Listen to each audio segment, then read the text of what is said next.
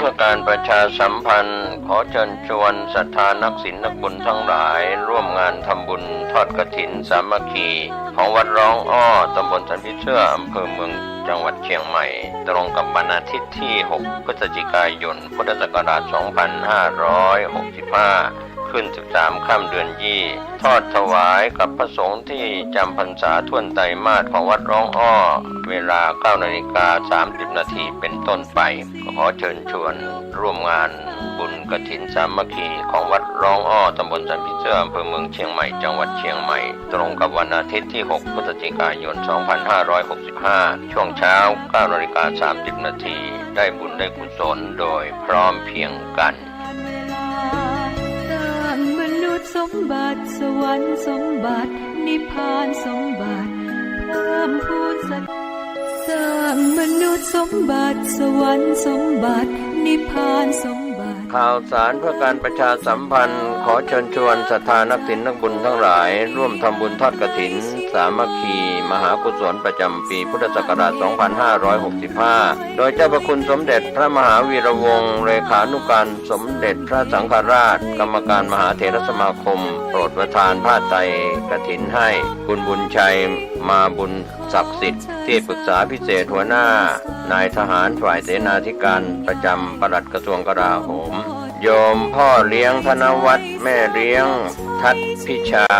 สุสิงห์คำร่วมกับศรัทธาสาธุชนทั้งหลายน้อมนำถวายผ้ากฐินพระสงฆ์ที่จำพรรษาท่วนไตรมาสของวัดวังสิงห์คำตำบลป่าแดดอำเภอเมืองเชียงใหม่ทอดกฐินนะคะ ขอเชิญร่วมทำบุญตักบาตรรำลึก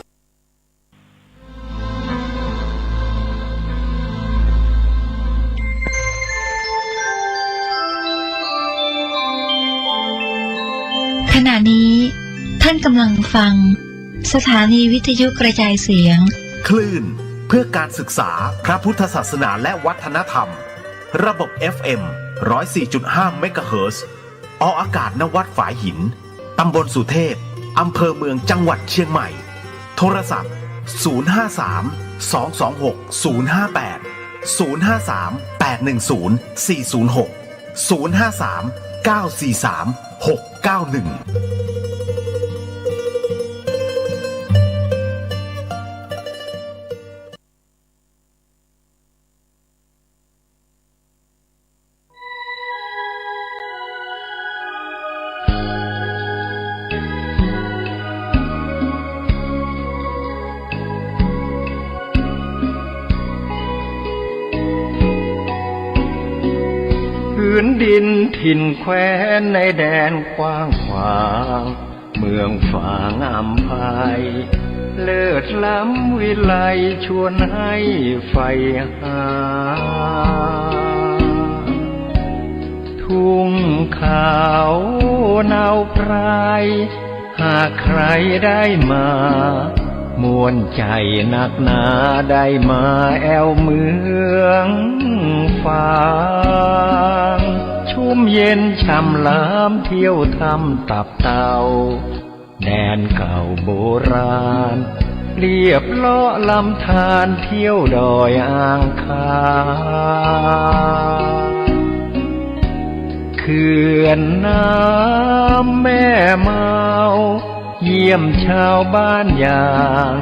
ป่าคาดอยลางกลางถ้ำผาพึ่งพันนาป่าสวยน้ำใสน้ำใจสะอาดเมืองฟางธรรมชาติเสกสรรปั้นมาหลากพื้นเผ่าพันธุ์ร่วมกันพร้อมหน้าเสน่ห์นำพายมาเมืองฟางดอยดงหน้าแดนแห่งนี้มีชื่อเมืองฟางท่ามกลางลมหนาวทุ่งท้องท้องขวาวชวนให้ลุ่มหลงห ากแม้นใครเยือนสักครั้งก็คงยากแท้ลืมลงเมืองฝังใจ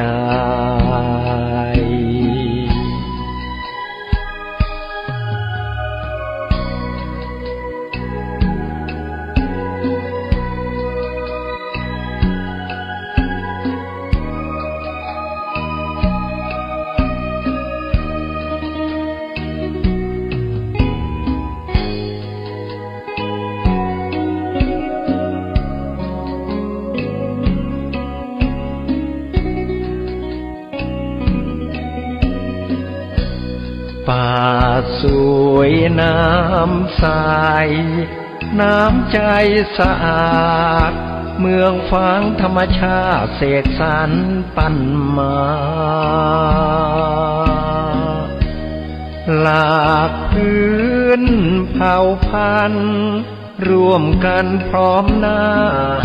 เสน่ห์นำพายมาเมืองฝังดอยดงหน้าแดนแห่งนี้มีชื่อเมืองฝางท่ามกลางลมหนาวทุ่งทองเฝ้าชวนให้ลุ่มหลงหากแม้นใครเยือนสักครั้งก็คงยากแท้ลืมลงเมืองฝังใจ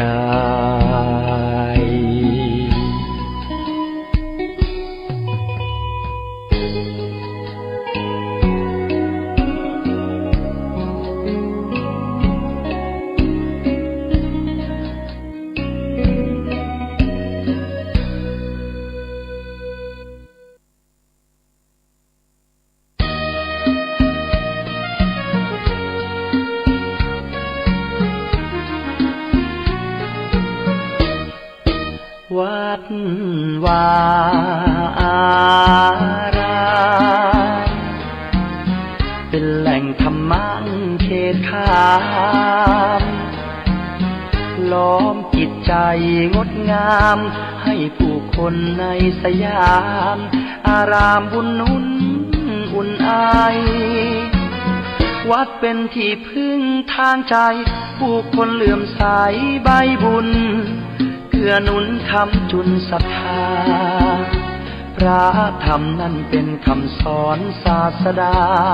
ชี้แนะบุญกรรมนำพาให้เดินหน้าถูกทางพระเป็นองค์บุญคอยชี้ทางเพิ่มพูนให้เกิดคุณทางใจเป็นร่มโพร่มใสแผ่ไปทั่วสารพางวัดเป็นที่ยึดเหนี่ยวใจให้คนใฝ่สานความดีชี้แนะพระธรรมส่องทางสังคมไม่มีแตกร้าวอับปางมีรักผูกพันสรรสร้างไม่อ้างว้างเดียวดายไปวัดทำบุญสุนทานสดใสชื่นบานร่มเย็นร่มใจให้เราผ่อนคลายมีคุณธรรมน้อมนำจิตคนมากมายสังคมสดใสเลี้ยวไปแห่งใดรอยยิ้มมากมีในสังคมไทยมีพระนำใจมีมิตรไมตรีมีธรรมะช่วยนำชี้ทำดีแล้วมีคุณค่าคนภัยไร้ทุกข์สุขใจจริงนามีน้ำใจดีทั่วลาใต้แผ่นฟ้าเมืองไทย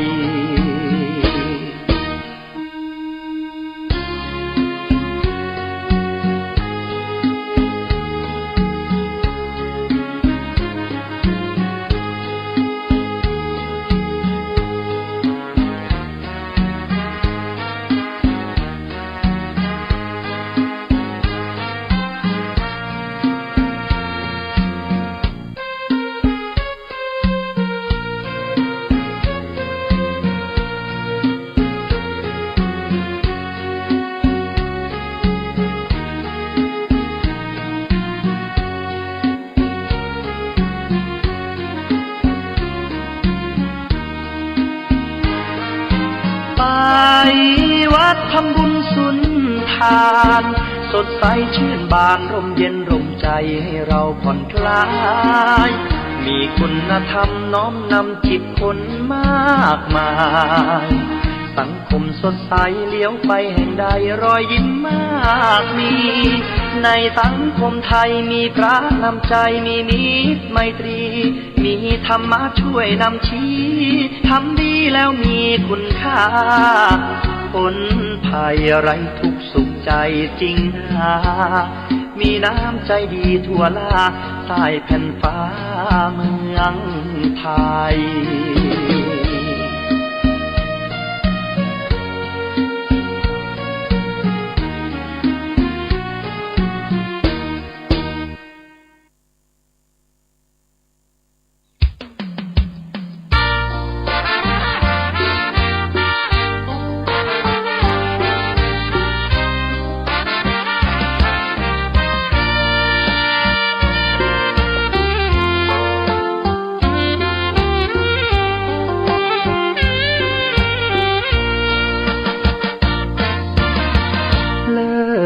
ฟ้า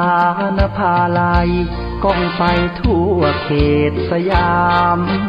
นามสามผิวงดงามยามได้มาโยนยินมเหสีแห่งเมืองฝางนามผิวสวยทั่วถิ่นร่ำลือทั่วท้องทันโสภินยิ่งกว่านางใดสามกาลเวลาสีผิวนางเปลี่ยนแปลไปในทุกช่วงยามเลิศล้ำอำไพเปรนพิษไทยไหลงดงามหนึ่งในสยามพระนางสามผิวยิ่งใหญ่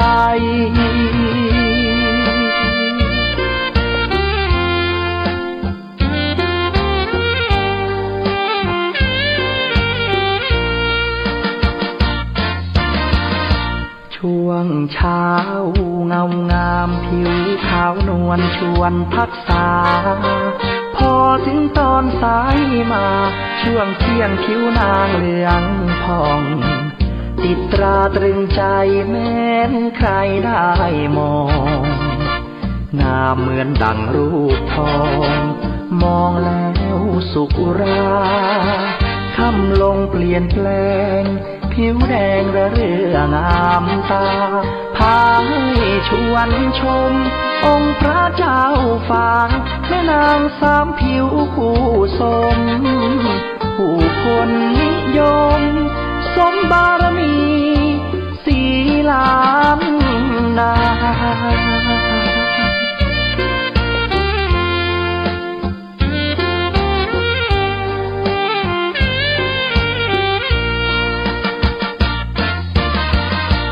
กษัตริย์กรุงอังวะใส่แล้วอยากยนชมสุดโทธรรมราชาหรือไทยตรงระดมยกทัพชิงนางแม่นางสามผิวและองค์พระเจ้าฟางรันทดใจหมดทางพลางรักเกียรติศักดิ์ศรี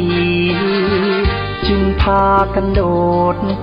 ดน้ำพลีชีพชีวิตแห่งนี้คือสุสาน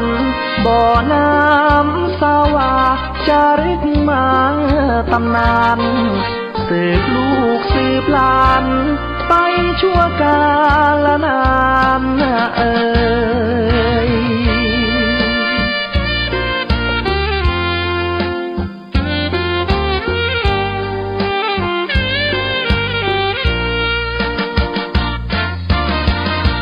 กษัตริย์กรุง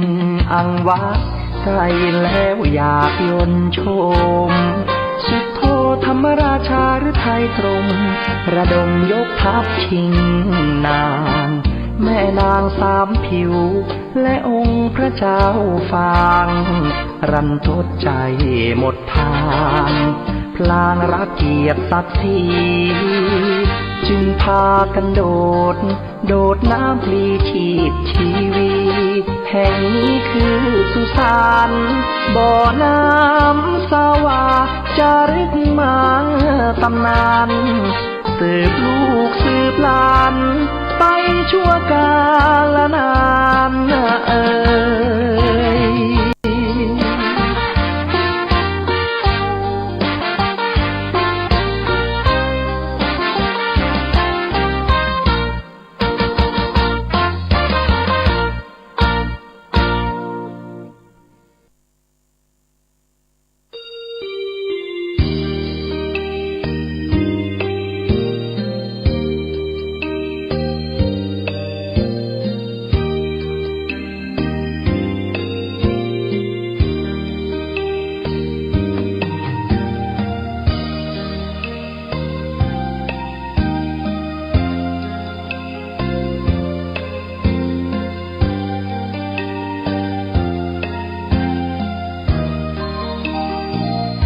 เวียงฟ้างเมืองบุญอุ่นไอ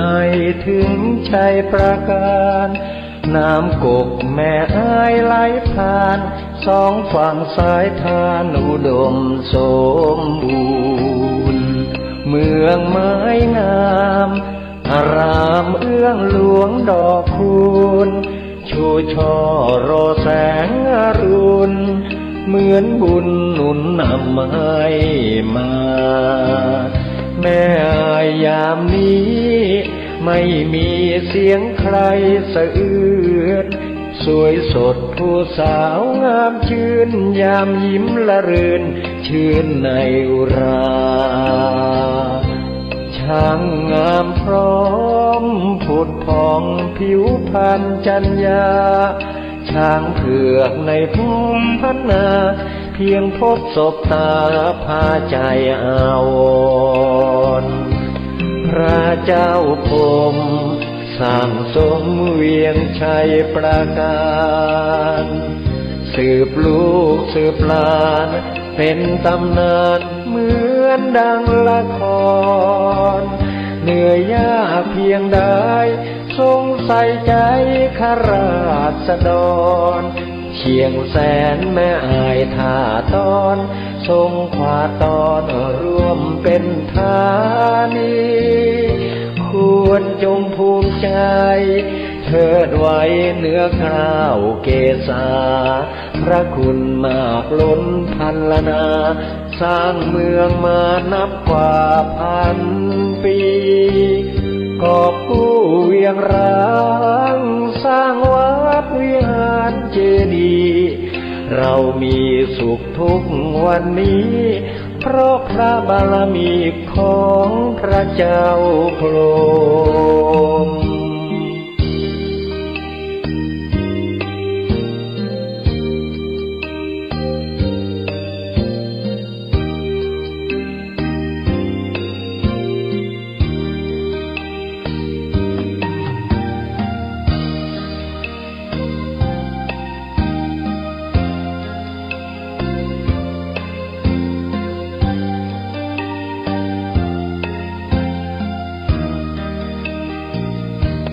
พระเจ้าพรหม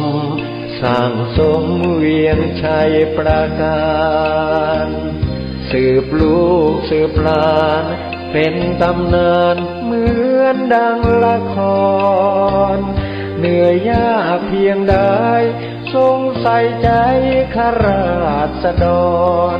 เชียงแสนแม่อายท่าตอนทรงขวาตอนร่วมเป็นธานี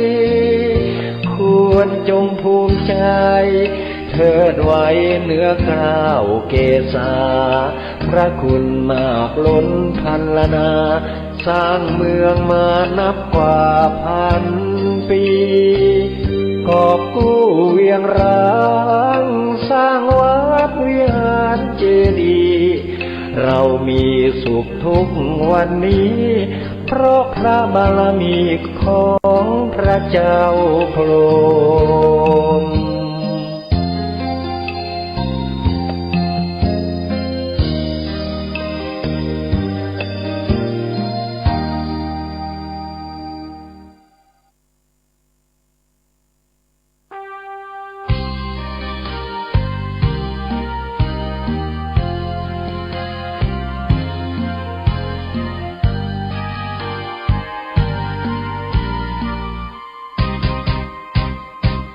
ำเนิดองค์บุญแห่งล้านนาไทยครูบาเจ้าศรีวิชัยผู้มีจิตใจเปี่ยมล้นคุณธรรมสร้างสมบารมีของดีงดงามเลิศล้ำเพื่อหวังโมกกระทำและปรารถนาพุทธภูมิมาขออหิงสาเป็นหลักธรรมน้อมนำมาปฏิบัติมักน้อยสันโดษเด่นชัดไม่เกลียดไม่โกรธและไม่โมโหเจริญรอยตามทางเดินหลักของพุทโธ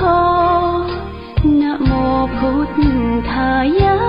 สิ้นชีพสรีระผู้คนกราบไหว้องค์บุญผู้เฟื่องแห่งเมืองล้านนายึดใจเรื่อยมาองค์ครูบาศรีวิชัยผู้คนทั่วทิศทั่วแคว้นในดินแดนไทยขอพรกราบไหว้พึ่งใจพึ่งบารมีอนุสาวรีย์แห่งนี้ครูบาสูงใหญ่ให้คนบูชาน้อมไหว้สำนักวิปัสสนานะโมสวาแห่งนี้วัดพระบาทอุดมให้ท่านชื่นชมพึ่งบารมีเชิญชวนญาติโยมน้องพี่ไหว้บารมีขององค์ครูบา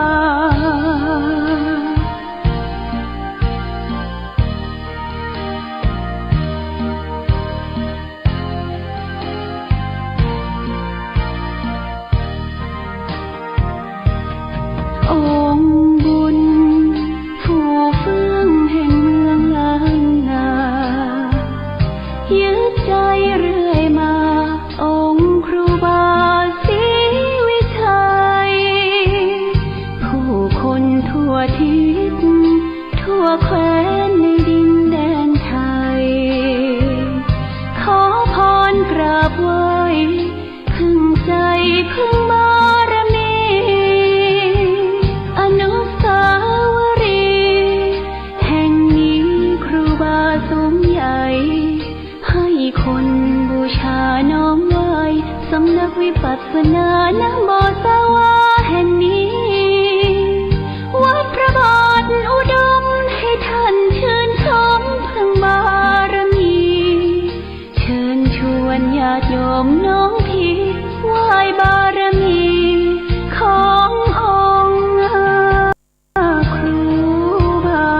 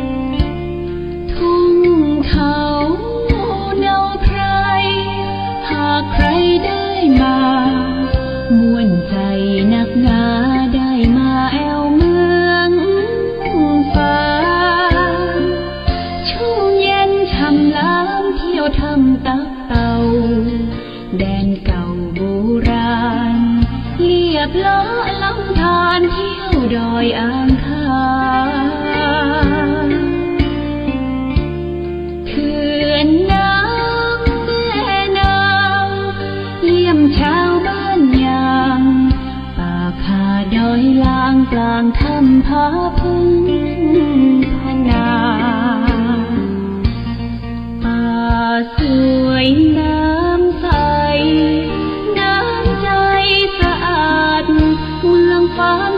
ชาติเสกสรรปันมาหลากพื้นเผ่าพันธุ์ร่วมกันพร้อมหน้าเสน่ห์นำพายมาเมืองฟ้าดอยดงหน้าแดนแห่งนี้มีชื่อเมืองปางท่ามกลางลมหนาวทุ่งท้องท้องกวาวชวนให้ลุ่มลงหากแม้นใครยืนสักครั้งก็คงยากแท้ลืมลงเมืองฝางฝังใจ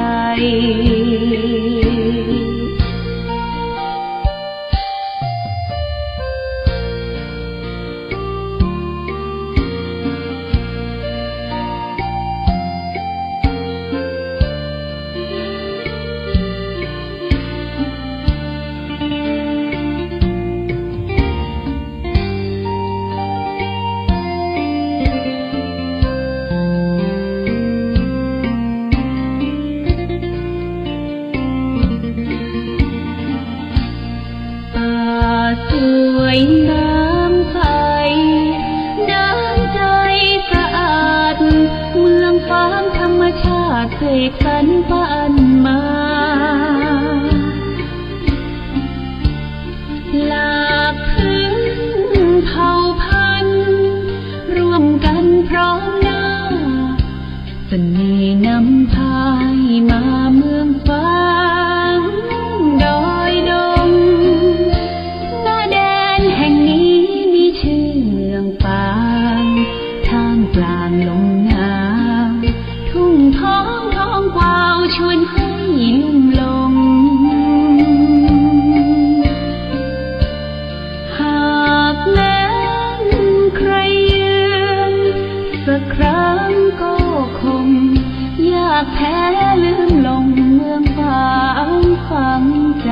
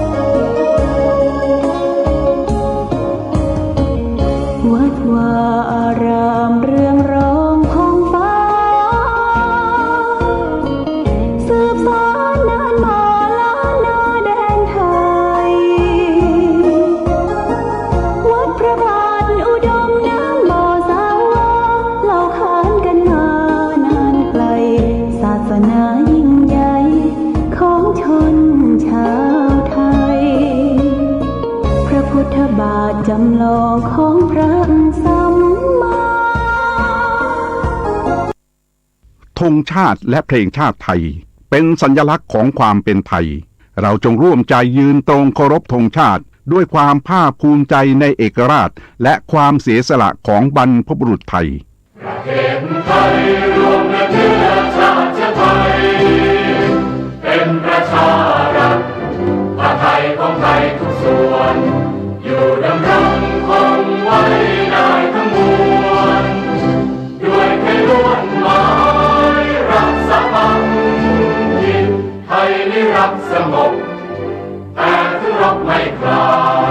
เอกราชจะไม่ให้ใครคุมขีสละเลือดทุกอย่างเป็นชาติทะเลพระดวงประเทศชาติไทยก็เวทีชัยชโย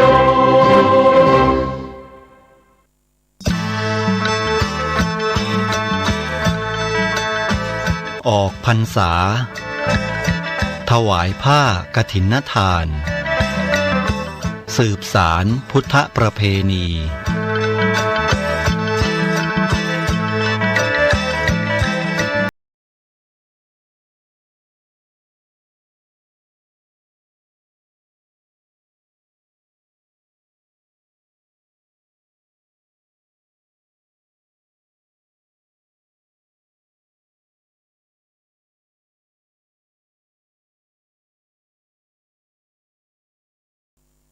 กฐิน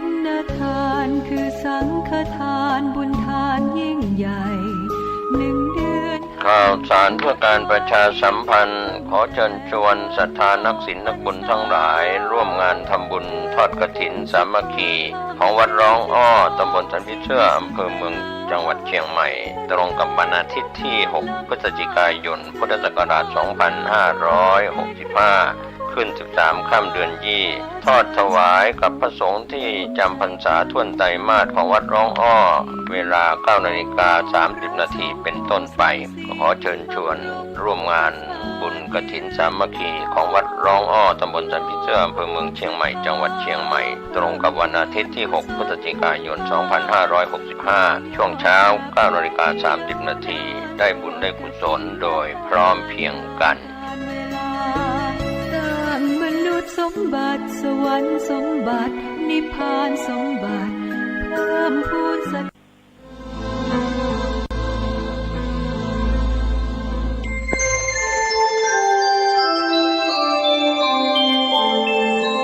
ขณะนี้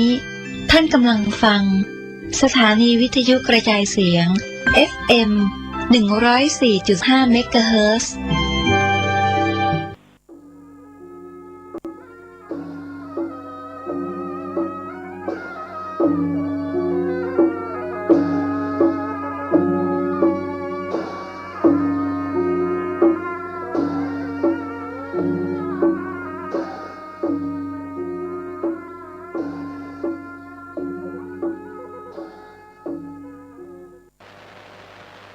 ขอความเจริญในธรรม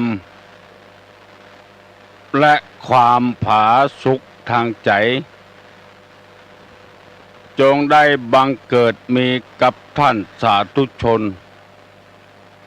ผู้เจริญในศีลผู้เจริญในธรรมทุกท่านทุกคนพร้อมกันนี้ขอยกมือ10 นิ้วขึ้นตั้งวางคิ้วก่ายเกษาขอกราบอารัธนาเอาคุณพระแก้วเจ้าทั้ง3บุญศีลบุญทานที่ท่านผู้ฟังทั้งหลายได้กระทำปั้มเป่งมาในอดีตและกำลังจะทำเวลานี้กำลังจะไปทอดกฐินวันนี้วันพุธเสื้อวัดเสื้อวาเสื้อบ้านเสื้อเมืองพระสยามเทวาธิราชกุลพ่อกุลแม่ผู้ให้กำเนิดเกิดมาเป็นคนกุลครูบาอาจารย์ผู้ประสิทธิ์ประสาทวิชาความรู้สิ่งศักดิ์สิทธิ์ทั้งหลายอันรักษาบริเวณคงเขตล้านนาไทยมีพระธาตุเจ้าดอยสุเทพจังหวัดเชียงใหม่พระธาตุเจ้าหริพูนชัยจังหวัดลำพูนพระธาตุเจ้าลำปางหลวงจังหวัดลำปางพระธาตุเจ้าจ้อแฮจังหวัดแพร่พระเจ้าแจ้แห้งจังหวัดน่านพระธาตุเจ้าดอยตุงจังหวัดเชียงรายพระเจ้าตนหลวงจังหวัดพะเยาและพระธาตุเจ้าดอยกองมูจังหวัดแม่ฮ่องสอนและครูบาเจ้าศรีวิจัยนักบุญแห่งล้านนาไทยเป็นต้นวันนี้เวลานี้ขณะนี้ขอยกมือ10 นิ้วกราบอาราธนาและเชิญชวนมาปกปักรักษาพ่อแม่พี่น้องลูกหลานเหลนวงศาคณญาติข้าราชการบ้านเมืองพ่อกะแม่กะคนขับรถขับลาเกษตรทำให้ทำสวนรับจ้างอยู่ในให้ในสวนกูตี้กูตางตลอดถึงพระสงฆ์พระเจ้าผู้ชอบธรรมะธรรมโม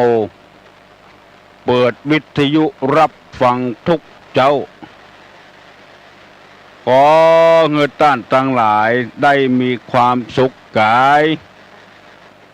มีความสุขใจหิมากาคืนมีโชคมีลาภเหมือนกันทุกคนทุกท่านตลอดกาลนานก่อนที่จะได้ดำเนินรายการต่อไปนี้ขอนิมนต์และเชิญชวนท่านผู้เจริญในศีลในธรรมทั้งหลายไหว้พระเพื่อให้เป็นสิริมงคลต่อไปปนมมือขึ้นว่าพร้อมกันเด้ออะระหังสัมมาสัมพุทโธภควาพุทธังภควันตังอภิวาเทมิ กราบสวากขาโตภควตาธัมโมธัมมังนัมมัสสามิกราบสุปฏิปันโนภควโตสาวกสังโฆสังฆังนะมามิกราบหันทมยังพุทธัสสะภควโตบุพภาคณะมะกะลังกะโลมาเสนะโมตัสสะภะคะวะโตอะระหะโตสัมมาสัมพุทธัสสะนะโมตัสสะภะคะวะโตอะระหะโตสัมมาสัมพุทธัสสะนะโมตัสสะภะคะวะโตอะระหะโตสัมมาสัมพุทธัสสะพุทธังสรณังกัจฉามิธัมมังสรณังกัจฉามิสังฆังสรณังกัจฉามิตุติยัมปิพุทธังสรณังกัจฉามิตุติยัมปิธัมมังสรณังกัจฉามิตุติยัมปิสังฆังสรณังกัจฉามิตติยัมปิพุทธังสรณังกัจฉามิตติยัมปิธัมมังสรณังกัจฉามิตติยัมปิสังฆังสรณังกัจฉามิอิติปิโสภะคะวาอะระหังสัมมาสัมพุทโธวิชชาจรณะสัมปันโนสุขโตโลกาวิทูอนุตตโรปุริสธรรมสารถิสัทธาเทวะมนุษสานังพุทโธภควติสวากขาโตภควตาธัมโมสันติติโกอากาลิโกเอหิปัสสิโกโอปนะยิโกวัจจตังเวทิตโพวินยูหิติสุปฏิปันโนภควโตสาวกสังโฆอุจุปฏิปันโนภควโตสาวกสังโฆญาญะปฏิปันโนภควโตสาวกสังโฆสามิจิปฏิปันโนภควโตสาวกสังโฆญะติตังจัตตาลิปุริสายุคานิอัฏฐปุริสาภุคลาเอสาภควโตสาวกสังโฆอาหุนยโยปาหุนยโยตักขินยโยอัญจลิกาลนิโยอนุตตรังปุญญเขตตังโลกัสสติกราบหนึ่งกราบสอง กราบสามกาเลนะธรรมสวนังเอตัมมังคารมุตตมังมาแล้วนึเสียงก้องเสียงก้องเสียงมองต่ำเข้าเสียงตุเจ้าเทศนาธรรมแจ้งบัดแจ้งมาแล้วมาถึงวัดมาถึงในห้องตุเจ้ามาถึงบ้านมาถึงบนเฮือนมาถึงในเฮือนมาถึงที่นอนมาถึงในสุดในมุ้งมาถึงในครัวไฟ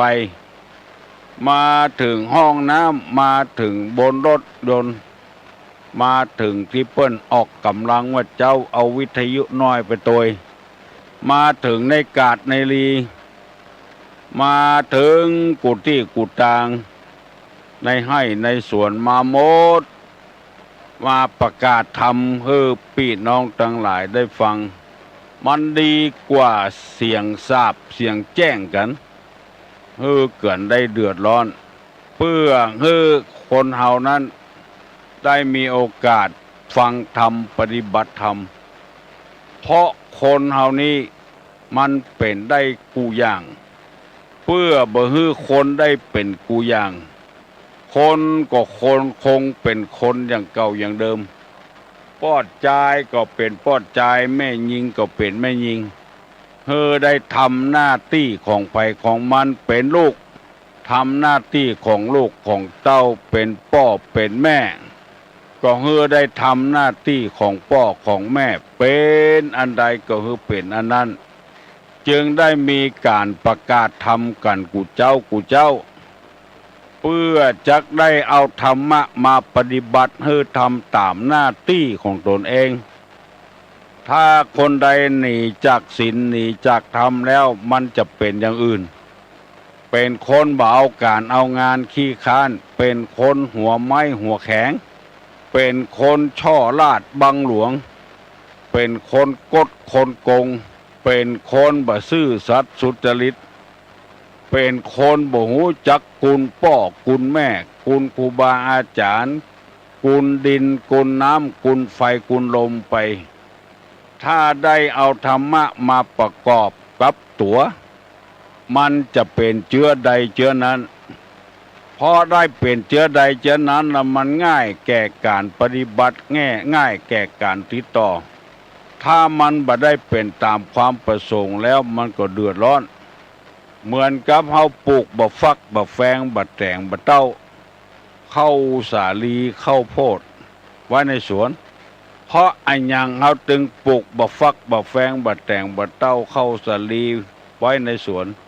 ก็เฮาต้องการกินของเหล่านั้นเฮาจึงปลูกลงไปนี่กายกับว่าบ่ฟักบ่แฟงบ่แตงบ่เต้าเข้าสาลีกลับไปเป็นอย่างอื่นเป็นบ่ม่วงบ่ลำไยเป็นบ่หนูนเป็นมะนาวเฮาก็เดือดร้อนเพราะมันบ่เป็นไปตามความประสงค์มันนอกเหตุนอกหอยนอกที่นอกทางไปเห็นแล้วเอาเข้าเจื้อเข้าผาเข้าแก้วเข้าขาวมาปลูกกลายเป็นเข้าอย่างอื่นไปเหี่ยเป็นข้าวเจ้าข้าวแข่งไปเหี่ยก็เดือดร้อนเพราะมันบ่เป็นไปตามความประสงค์การที่คนเฮาบ่มีคุณธรรมก็เปรียบอุปมาเปรียบอย่างนั้นมีลูกบ่เป็นลูกสกรรมมีลูกเขยลูกไผ่บ่เป็นลูกเขยลูกไผ่สกรรมมีพ่อมีแม่บ่เป็นพ่อเป็นแม่สกรรมเพราะมันผิดธรรมชาติมันขาดคุณธรรมอยากจะปรับปรุงแก้ไขให้คนเฮาได้สำนึกได้หูในศีลในธรรมแล้วเฮาเป็นจะได้ก็จะได้เป็นอย่างนั้นเป็นลูกจ้างก็เฮาได้เป็นลูกจ้างแต่เป็นนายจ้างก็เฮาเป็นนายจ้างแต่เป็นศรัทธาก็เป็นศรัทธาแต่เป็นตุเจ้าก็เฮาเป็นตุเจ้าแต่อันยังพ้องที่จะทำให้คนเฮาเป็นคนได้แต่ทรัพย์สมบัติเข้าของเงินคำที่แจ้งบัดแจ้งก็ไปเสาะไปหากันนั้นบัดใจเตื้อวิชาความรู้ต่างๆก็ยังบัดใจเตื้อหอนเฮือนเดินดาวไร่นาสาโท แก้วแหวนแสนสิ่งก็ยังบ่ทำให้คนเป็นคนแท้เตื้อคนแท้ๆนั้นจะต้องประกอบด้วยคุณธรรมจึงปากันนิมนต์ท่านมหาท่านพระครูท่านเจ้าคุณท่านพระปัสมุท่านใบดีกาท่านปลัดท่านด็อกเตอร์ต่างๆที่มีความรู้ในธรรมะช่วยกันระดมเอาธรรมะออกง่ายของที่คว่ำคือพุทธบริษัททั้งหลายได้สดับรับฟังเพื่อจะได้ปรับตัวปรับใจปรับปรุงตัวเก่าให้เป็นคนเช่นเก่าเช่นเดิมให้เป็นไปตามธรรมชาติดังที่กล่าวไว้ว่าถ้ามันเป็นไปตามธรรมชาติเนี่ยอย่างมันสมอกสมใจก้านทั้งหลายจะหันว่าของใจไม้สอยเนี่ยมันมีหลายจำพวกสิวนี่บดายก็มีสิวแบนสิวน้อยสิวใหญ่สิวคมหอบเมื่อเอาใจแล้วเข้าที่ไหนที่กว้างที่แคบมันเข้าได้มันเหมือนอกเหมือนใจมีดก็มีเป็นมาห้อยกี่อย่างปุ่นไม่ใช่มีมีดอย่างเดียวมีดกดมีดงงมีดเน็บมุยป่าเสด็จมุยแง้มมุยแม่มุยม่านค้อนปอนมีดซุยมีดเหลามีดอย่างสะปะสะปืนเพื่อจะให้ได้ใจตามเปิงอกเปิงใจต้องการมีดจะใดมุยจะใดก็ยิบมาใจเครื่องสอยเป็นเต่าเป็นซิวมีหลายอย่างหลายประการด้วยกันใจแล้วมันใจง่ายเล็กกลก็มีเล็ก3เล็ก4เล็ก2 นิ้วนิ้วกึ่งนิ้วเล็กกึ่งนิ้วไม้บางก็ใจเล็กน้อยเล็กโกนน้อยไม้พอให้พอดีก็ใจเล็กนิ้วกึ่งใจเล็กนิ้วไม้หนาแถมน้อยก็ใจเล็ก3เล็ก4คนเฮาถ้ามีคุณธรรมเหมือนกับของใจไม้สอยมันง่ายที่มันบ่เหมือนอกบ่เหมือนใจก็เพราะคนบ่เป็นคนไปเป็นอย่างอื่นไปอย่างไปเป็นวอกพ่องไปเป็นมาเป็นหมูเป็นเป็ดเป็นไก่ไปเป็นงัวเป็นควายไปเป็นสะปะสะปืนไปเป็นเต่าไปเป็นนกไปเป็นหนูไปเป็นมอดอันเนี้ยคนบ่ได้เป็นคนมันเลยใจกันยากเป็นมอดก็มอดกัดไม้กันมันได้จีไม้แล้วก็โคบไปหน้าติ๊กมันตึงบ่เหลียวหลังเอาจนไม้ประพดเป็นหูเป็นพงเป็นพงอุปมาคนเช่นนี้ก็มอดกัดไม้มอดบ้านมอดเมืองของที่บ่ใจของตัวก็ไปกัดไปคุยไปเขี่ยเช่นไปตัดไม้ในแพะในป่าเอามาขึ้นมาขายปุ๋ยก็บ่ได้ใส่น้ำก็บ่ได้หดคนเอาเปิ้นมาขึ้นมาขายไม้บนห้วยบนดอยจนปอบ่มีเกิดฝนตกขึ้นมาวัน2 วันติดกันบ่มีไอ้หยังมาเกิ้งฝนไว้ท่วมบ้านท่วมเมืองปัดปีปัดน้องกันก็พอมอดตัวเนี้ยมันไปกัดไม้ไปคบไม้คนเป็นมอดไม้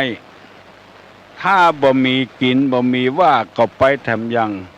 อันนี้ก็เหลือกินเหลือใจทำตัวเป็นนายทุนมีอิทธิพลบ้านจองของตี้ก็มีแล้วบัดใจว่าเอาไม้มาแปลงบ้านแปลงจองตัวเก่าเอาไปขึ้นไปขายเอาไปแปลงเครื่องเฟอร์นิเจอร์ต่างๆเอาขายได้กำไรเอามาใส่ตัวบ่มีการลงทุนปลูกต้นไม้แล้วไปเป็นมอดกัดไม้แถมอย่างหนึ่งมากัดไม้กัดปอกกัดแม่ทรัพย์สมบัติอันใดมีก็เอาไปขึ้นไปขายไปกัดไปหมดบุญเอาจนมีเหลือก็ขี้มอด คนเอาเลยกลายเป็นเจืออันไปเหี่ยบักเป็นโคนสกรรมมันเอาเปรียบพ่อเอาเปรียบแม่เอาห้องเปิ้นไปขึ้นไปขายไปกินเหี่ยหมดอันนี้เปิ้นเขาก็ว่าคนเป็นมอดกัดไม้คนเป็นหุ้งเป็นแหลวก็มีหยิบโฉบเอาของพ่อของแม่ไปใจคนเป็นหมูก็มีเป็นหมาก็มีกินแล้วก็นอนแล้วก็กินเหมือนเวียกการอย่างบักกำตีนกำมือพ่อแม่สักหน่อยอันนี้ก็มีโอ้เป็นงัวก็มีเป็นควายก็มีเป็นวอกเป็นก้างก็มีแป๊ดไปแป๊ดมาบูจักคุณพ่อคุณแม่เลี้ยงมาเป็นคู่เป็นคนกว่าจะเป็นตัวเป็นตีนมามีความหู้ความหลักขึ้นมาทุ่มเทกำลังทุกอย่างเพื่อลูกเพื่อเต้าไปติดเหล้าติดยาเหี่ยไปติดฝิ่นติดยา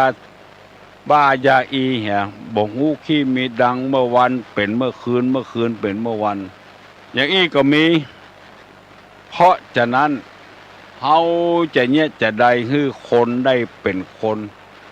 ฮื้อคนได้สำนึกตัวเก่าว่าได้เป็นอันหยังฮื้อสมบูรณ์ก็มีคุณธรรมมีศีลมีธรรมมีจริยธรรมเท่านั้นจึงปากันเสียสละทุกสิ่งทุกอย่างเพื่อให้คนได้ฟังธรรมะปฏิบัติธรรมะเพื่อให้คนเฮาได้อยู่ดีมีสุขต่อไปตึงวันนี้คนดีเฮาบ่เดือดร้อนเฮาเดือดร้อนกับคนบ่ดีคนบ่เป็นคนบ่มีเอาธรรมะธรรมโมมาใส่ใจนั่นเองบ่ได้รบกวนพี่น้อง10 ชาวบ้านหยังสักอย่างเพียงแต่ทำตามหน้าที่ถ้าเฮาบ่ทำตามหน้าที่ก็ว่าเป็นตู้เจ้าบ่สั่งบ่สอนกินอยู่หมู่เนี้ยเฮาจึงกล้าเสี่ยงตายกันถึงวันนี้ตี 3 ตี 4ลุกทำวัดกันเพื่อปลุกระดมคนฮือลุกเจ้าบ่ฮือลุกขวายเสาะหากินตามรักตามร้ายของภัยของมันยังดีกว่าที่เฮาบ่ทำมันอย่างสักอย่างพี่น้องทั้งหลายที่หุ่มศีลหุ่มธรรมหุ่มฟังธรรมหุ่มกินหุ่มตานเวลานี้จะหันว่าตุเจ้าลูกเจ้ากันสวดมนต์ทำวัดเจ้ากันแปลเอากรรมบาลีมาเป็นกรรมไทยเพื่อให้คนสำนึกอย่างท่านมหาวิษณุวัดเจ็ดลินเป็นต้นตี 4ก็ทำวัดละตี 3 ตี 5ก็ทำวัดละชั่วโมงป่ายเพื่อปลุกระดมให้คนได้เป็นคนบ่ให้ได้เป็นอย่างอื่นถ้าเป็นอย่างอื่นแล้วมันอู้กันยากบ่ใครหูเลือกหูลาวเนี่ยไขว้เขไปเหี่ยประตกประเสียง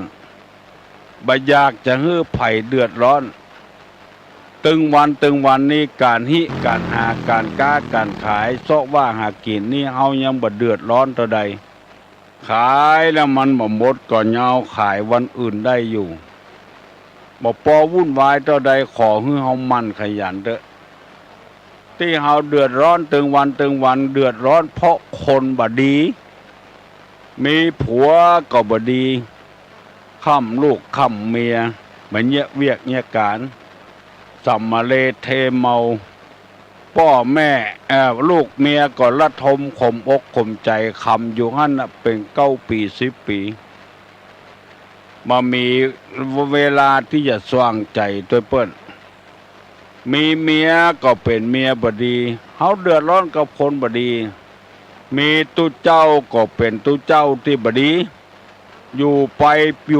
ตึงเป็นวันบาละอาตัวเก่าบ่คิดที่จะพัฒนาวัดวาลูกศิษย์ลูกหาศรัทธาพุทธบริษัทอย่างสักอย่าง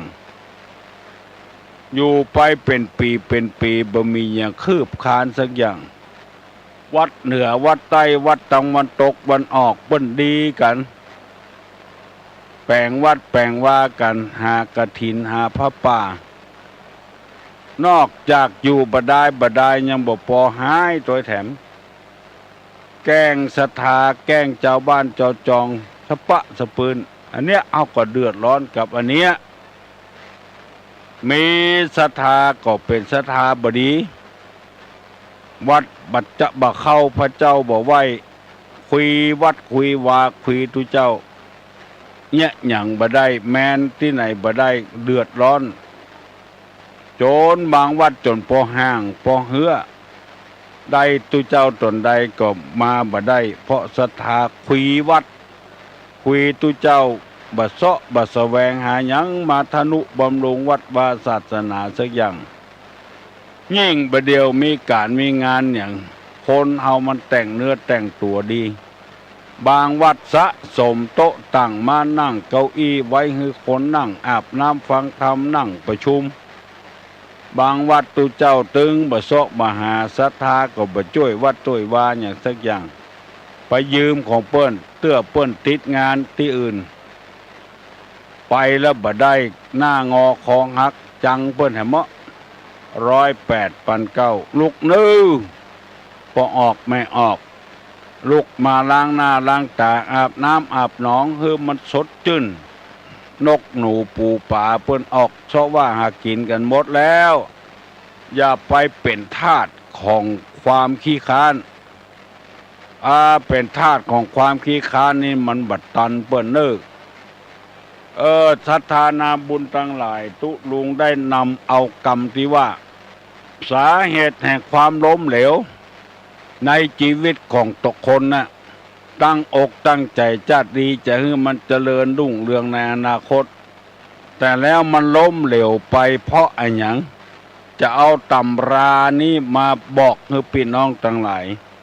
ที่มันล้มเหลวไปเพราะหนึ่ง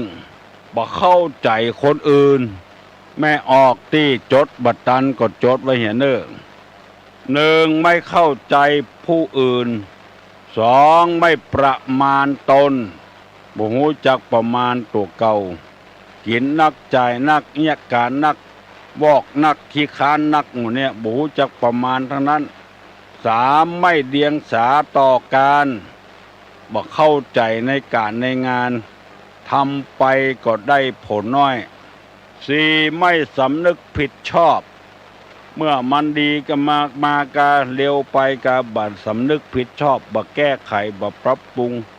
ห้าโลภโมโทสันหันคนอื่นบ่ใจคนไปเหียเอาตัวเองเป็นคนเดียว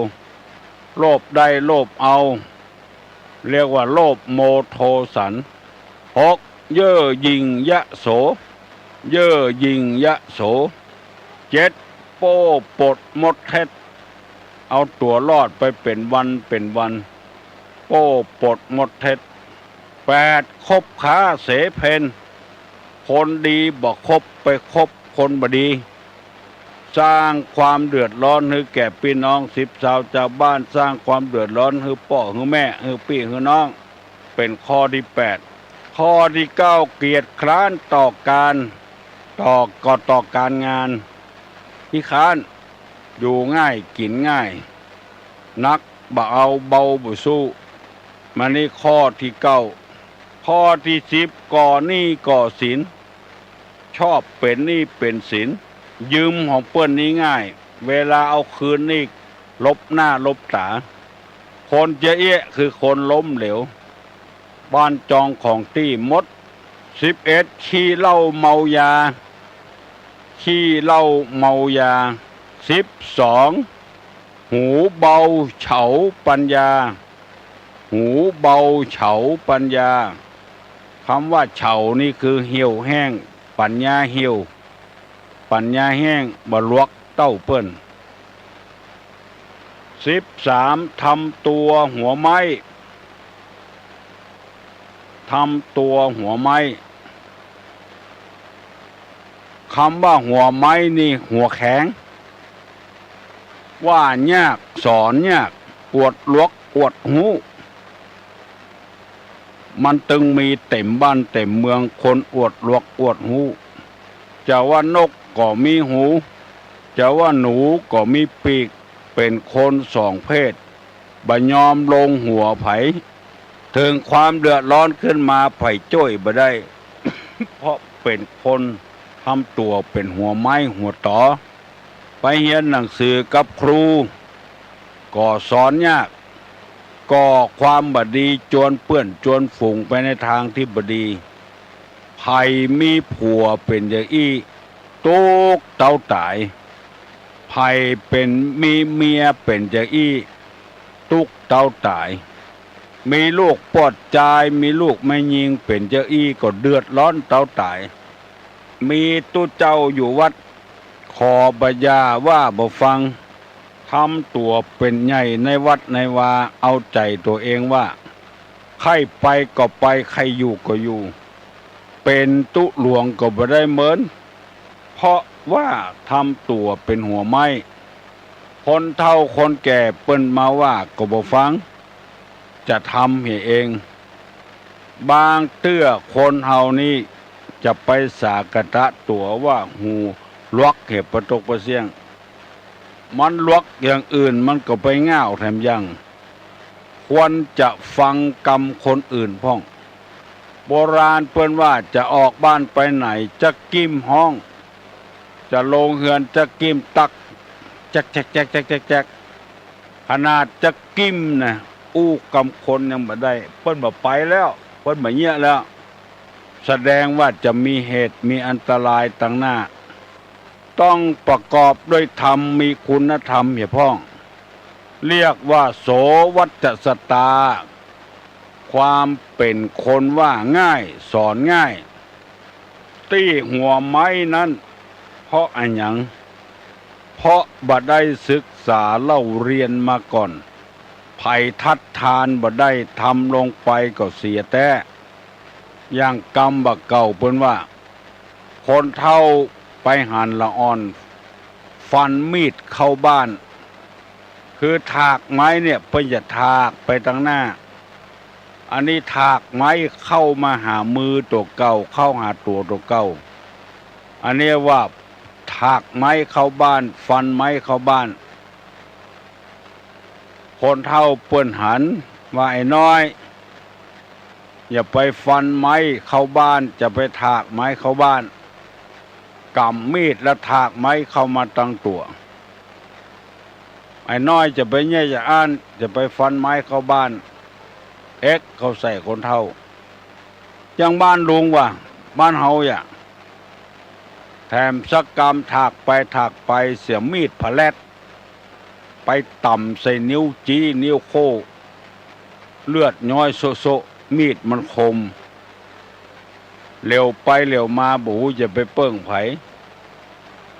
โล่นไปหาอีลุงขอดตุ๊ดเลือดนึกผมกำเตะมีดเข้ามือผมอีลุงก็ว่าโอ้มาใจมือลุงโลมือไผ่มือมันกะตุ๊ดของไผ่ของมันกะโดนแก้ไขจะอี้มันมีบันหน้าเมตตาผาลมคนหัวแข็งนี่นะว่าอย่างบ่ฟังแต่เจ้าตุลุงมานั่งในห้องทรงไปได้ยินท่านมหาวิษณุว่ากรรมตุลุงใจดีขึ้นว่าเวลาบรรยายธรรมเนี่ยอย่างในห้องทรงนี่จ้าจะไปโวยเปิ้นฟังบัดตันเตื้อกรรมจัดม่วนจัดดีบ่ฮู้เรื่องสกรรมว่าโวยไปเหี่ยรบไปเหี่ยท่านมหาเปิ้นว่าฮือตุลุงว่า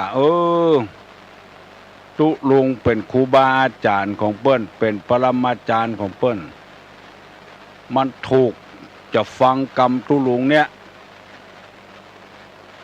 เฮอเปิ้นฟังลูกบ่ใจเฮาฟังเฮอมันปนปากปนคอเมื่อหูอย่างอินเฮาก็จะจ้าน้อยคนได้ยินมันชัดถ้อยชัดคำ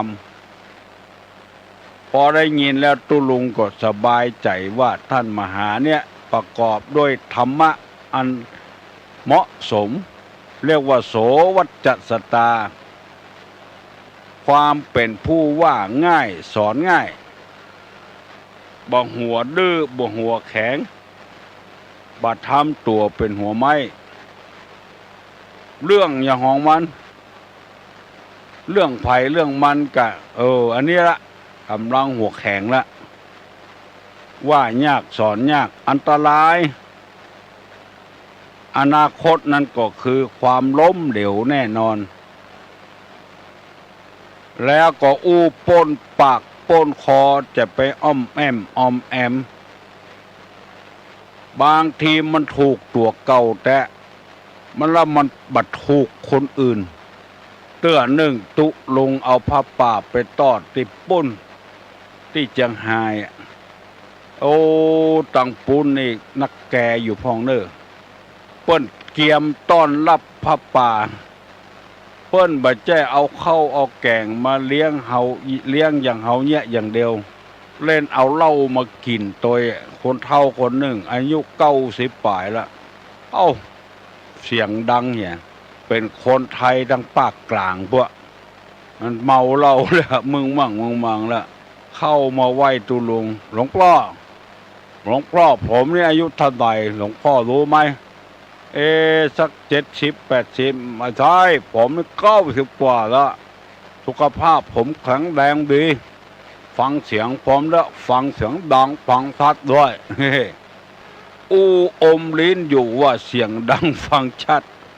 ผมเนี่ย90กว่าแล้วหลวงพ่อเสียงดังฟังชัดโดยเป็นดีไข้หัวเสียงดังฟังชัดอมลิ้นอยู่เสียงดังฟังชัดเนี่ยปรับปรุงตัวเก่าไปฟังชัดเมื่อใดอันเนี้ยเป็นต้นยกตัวอย่างมาให้ฟังบ่ได้ไปใจเล่าขวัญเปิ้นถ้าเล่าขวัญแล้วเขาจะบอกเป็นตัวเป็นตีนว่า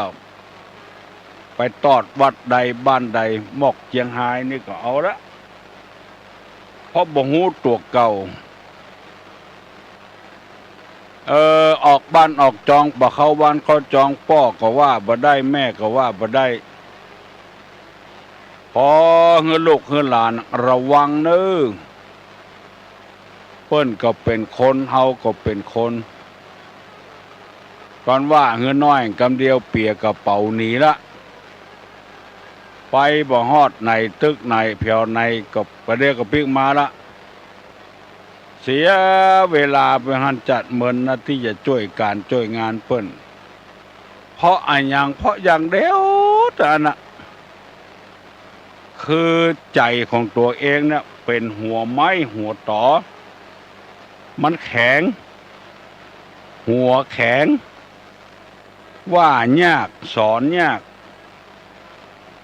เปิ้นจะจุงก็บื้อจุงลู่ไปก่อนเหียเปิ้นจะซ่อนก็บื้อซ่อนลู่โดยไปทางโกนเป็นคนว่ายากสอนยากคนหนุ่มบัดเดียวถ้าอย่าบ่ฮู้เรื่องก็คำว่าซ่อนงัวควายบางตัวมันเป็นอย่างนั้นดูซ่อนนี่หมายความว่าคืองัวไปก่อนคือควายไปก่อนและเจ้าของมันกำเชือกตัวก้นอันเนี้ยเรียกว่าซ่อนเจ้าของจะตัวก้นก็ลู่ไปก่อนเจ้าของจะไปก่อนก็ลู่ตัวก้นอ้นก็บ่ใจเห็นก็บ่ใจจะฮื้อนำก็นำบ่ได้เปิ้นจะนำก็บ่ฮื้อนำขวางบ้านขวางเมืองเป็นคนว่ายากสอนยากอยู่ในวัดตู้หลวงก็การอยู่ในโรงเรียนครูก็การอยู่กับพ่อกับแม่ก็การรำคาญเหมือนกับกินขำเขี้ยวนะรำคาญจะสวกก็บ่ออกบ่สวกก็ขำอยู่หั่นเติกกำกึดเปิ้นบางทีเฮาก็จัดนาย ไล่ก็ไล่บ่ได้อินดูพ่ออินดูแม่มันพ่อแม่ดีๆตึกลูกบ่ดีเป็นนักเลงหัวไม้นะทำตัวเป็นหัวไม้นี่ถ้าไผ่ได้ยินได้ฟังเกยเนี่ยจะอี้มาแล้วใครเฮอเป็นคู่เป็นคนดีก็พยายามจะไปเป็นมอดจะเป็นหัวไม้หัวแข็งว่าง่ายสอนง่ายเตอะเปิ้นตึงอินดูเปิ้นตึงสงสารถ้าว่ายากสอนยากเลยไผ่บ่อินดูไผ่บ่สงสารแค่นตื้อกับปล่อยตามยะถากรรมของมันงัวตัวเดียวกินหญ้าแผกหมู่อยู่ตัวหมู่อยู่ตัวเพื่อนตัวฝูงกินหญ้าตัวกันมีเสือมีสิงอย่างมาจะมาคบมากราบก็ช่วยกันควิดได้งัวบางตัวไปอยู่กับเพื่อนกับฝูงแอบไปตีตัวออกจากเพื่อนจากฝูงขโมยมาหันขโมยเอาไปฆ่ากินเหรอเสือสิงมาหันเสือสิงเอาไปกินเหรอบ่มีไผจ้วยคือบ่เข้าหมู่บ่เข้าเพื่อนเข้าฝูงมีรายหนึ่งมาปรับตุกกับตัวลุงลูกบ่ฟังกรรมหัวไม้สอนยากยังบ่ปอขี้ค้านตัวแถมเฮียนก็บ่จบจำเนี่ยการก็บ่เนี่ยไปทำงานตัวเปิ้นเนี่ยพ่องบ่เนี่ยพ่องเปิ้นก็ไล่ออกแล้วมาปรึกษาหารือกับตุลุงว่าจะเนี่ยจะใดโอ้ตุลุงก็ว่าคนเจือนี้มันบอกอาบน้ำฟังธรรมบอกฟังกำไผหัวแข็งก็เลี้ยงไว้หันเถอะมันอาจจะหูคิงมาเมื่อลุนอายุ30มันจะหูคิงมาเมื่อลุนมันอาจจะหูบุญหูกุลก็ได้ถ้ามันจะไปที่ไหน9 วัน10 วันก็ปล่อยมันไปมันตึงตึกหันละมันมีอย่างแล้วหน้าก็คนตาก็คนหุ่นคนหมดแต่ประพฤติปฏิบัติเป็นคนหัวไม้ปู่ป้านาอาพี่ป้านาอาไผ่สอนก็บ่ได้ตึกอะละเกาะหูข่าวตายรถจนกาตายเปิ้นฆ่าก็เอาศพมาเผาเหียเพื่อตัดสินใจอย่างอี้เถอะบ่ถ้าไปพัวพันกับมันบ่เหลืออยู่ก็มีแต่ความตกอกตกใจขี้คานเอวยาวหลังยาวเฮาก็บ่ใจอยู่กับมันตลอดเท่าหอดตายบางทีอาจจะตายก่อนมันก็ได้คือมันสำนึกตัวเมื่อลุ้นถ้าโจกมันยังดีอยู่ปารมีเก่ามันยังมีอยู่มันอาจจะร่ำจะรวยคนจำพวกนี้บ่มีหนทางที่จะฮื้อร่ำฮื้อรวยนี่บ่อยมันไปเถอะเพื่อตัดสินใจเหียอย่างที่พระพุทธเจ้าเพิ่นสอนว่าอนัตตาความเป็นของไม่ใช่ตัวใช่ตนเฮาแปลงมันขึ้นมาได้แต่แปลงก็ร่างกายตาหูจมูกลิ้นกายใจกระดูกกระด้าวอย่างเฮาสร้างมันมาแต่จิตใจนี่มันสร้างบ่ได้ของไผของมันติดตัวไผตัวมันลูกดีแต่พ่อแม่บ่ดีก็มีพ่อแม่ดีแต่ลูกบ่ดีก็มีเพราะฉะนั้นเฮาต้องเอามาพัวพันกันมาผสมประสานกันนักมันถึงจะมีความสุขบานหวานใจมันถึงจะปลงตกได้ถ้าเฮาปลงตกบ่ได้นี่ก็ตุกกินก็บ่ได้นอนก็บ่หลับละทำใจเหียงั้นไปอยู่กับไผกินกับไผก็ตามใจมันที่ไหนมันจะอบอุ่นเหมือนอกพ่ออกแม่นี่ถึงมีละฮ้อนก็บ่ได้อาบอยากก็บ่ได้กินปล่อยมันถ้ามันไปสุดดำสุดโหแล้วมันจะปิกมาคนเดียวมันบอกปิกก็แล้วไปถ้าเมาหันหน้ามันเท่าใดเฮาก็ตุกใจต่ออันปงตกเนี่ยอันนี้ก็แนะนำไปให้อันละอย่ามาเกิดว่าลูกในท้องในไส้นี่ก็ตามใจเด้อแนะนำแล้วบ่เอากรรมขอเมตตากับไผก็จ้างเถอะเด้ออย่าไปเป็นนักเลงหัวไม้บัดนี้บัดเดียวนี้ใกล้จะสอบมาแล้ว7 8 9 10เนี่ย3 วันนี้เพิ่นจะสอบนักธรรมละพระเด่นเถนเจ้าสอบนักธรรมโทธรรมเอก จะไปเมาเล่นบอกฟืนบอกไฟขะเจนเพื่อเอาตำรับตำราหนังสือหนังหามาอ่านมาดูปรึกษาหารือกันตกลงกันตกวงกันแวดล้อมกันเอาปัญหาต่างๆเข้ามาปรึกษาหารือกันถ้ามันออกมาอย่างอี้จะต้องแก้อย่างอี้ออกมาอย่างอั้นต้องแก้อย่างอั้นเอาเป็นจริงๆจังๆมันก็สอบได้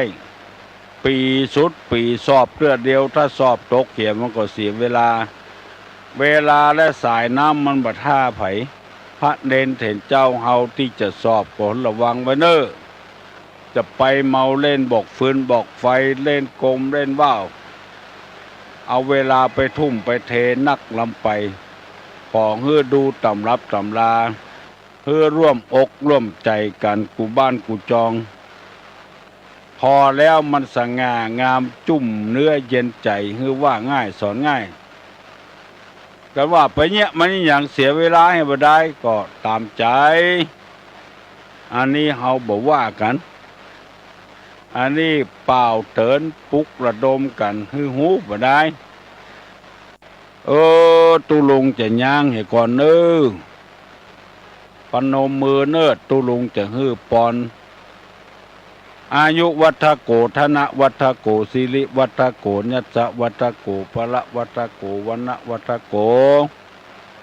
สุขวัฏโกโหตุสัพพตาตุขโลกาพญาเวลาโสกาจันตุจุปตวะอเนกาอันตะระญาปิวินาสันตุจเตจสาวุธาปจายิโนจัตตาโลธรรมาวัฏันติอายุวันโนสุขังปะลัง